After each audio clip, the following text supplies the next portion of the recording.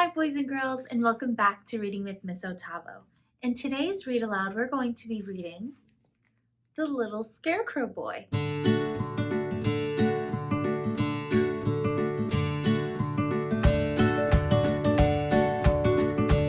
Little Scarecrow Boy by Margaret Wise Brown. Pictures by David Diaz. The Little Scarecrow Boy by Margaret Wise Brown. Pictures by David Diaz. For my three precious children who bring my life joy every day of the world. D.D. That must have been by our illustrator. Once upon a time in a cornfield there lived a scarecrow and his scarecrow wife and their little scarecrow boy.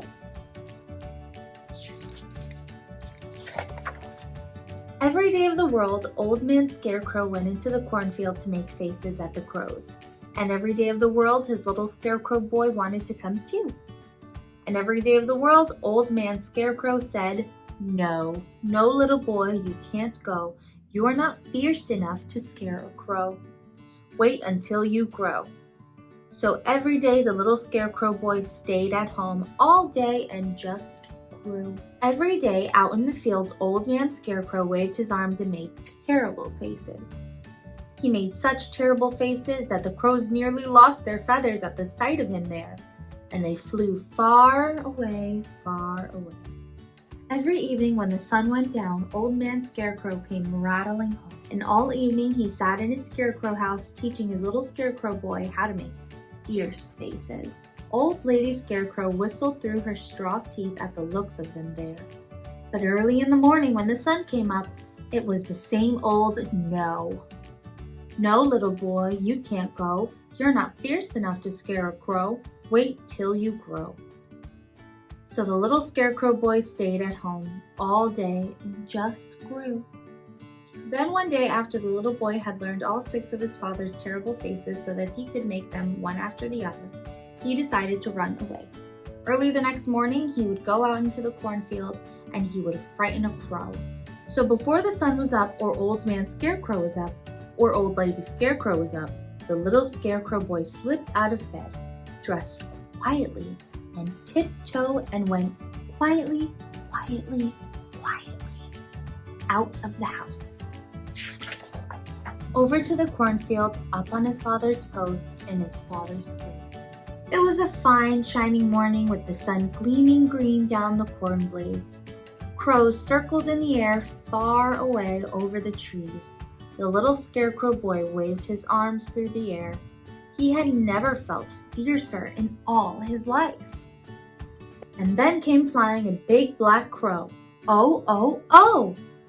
The little Scarecrow made his first fierce face, and still came flying the big black crow.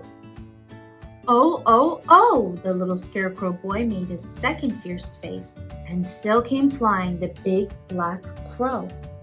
His third fierce face. Oh, oh, oh! Time to go! So the little Scarecrow Boy ran and he ran down the corn rows.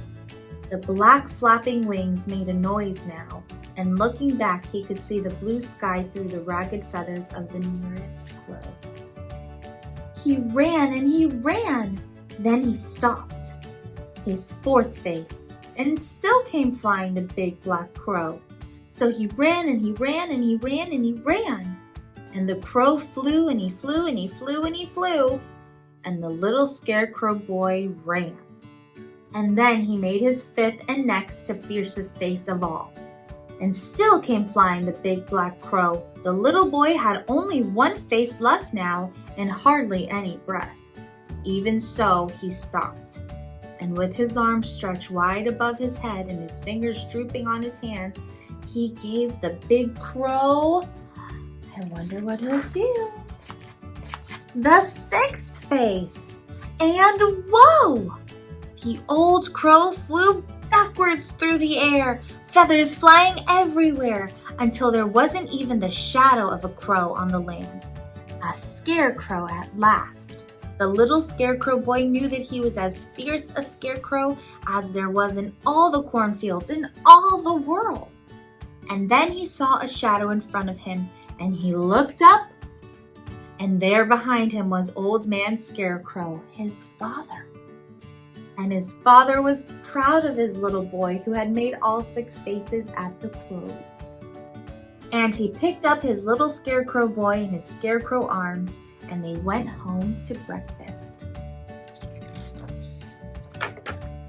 And when the little Scarecrow grew up, he was the fiercest scarecrow in all the fields in all the world. The end. What a fantastic story about being fierce all on our own. I hope you enjoyed today's read aloud, and I'll see you next time. Bye!